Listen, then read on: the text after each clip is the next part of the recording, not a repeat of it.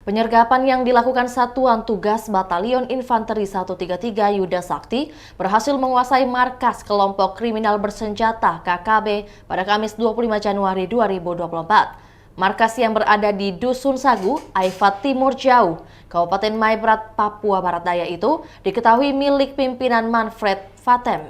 Satgas juga berhasil mengamankan 2 simpatisan KKB dan sejumlah barang bukti. Satgas juga berhasil mengamankan 2 simpatisan KKB dan sejumlah barang bukti. Dan Satgas Letkol Infanteri Andika Ganesakti mengatakan barang bukti yang disita adalah 1 helai bendera bintang kejora, 6 butir amunisi kaliber 5,56 mm, 1 teleskop, 1 solar cell, beberapa senter, 2 lembar kartu kis, 3 buah charger HP, lalu 1 buah lensa kamera, 1 buah HP, beberapa busur berikut anak panahnya, makanan, dan beberapa jenis obat-obatan. Keberhasilan ini setelah pasukan melakukan patroli dan ambus terhitung sejak Minggu 21 Januari. Namun demikian, anggota KKB pimpinan Manfred Fatem berhasil kabur. Saat ini pasukan TNI tengah melakukan eksfiltrasi di daerah tersebut.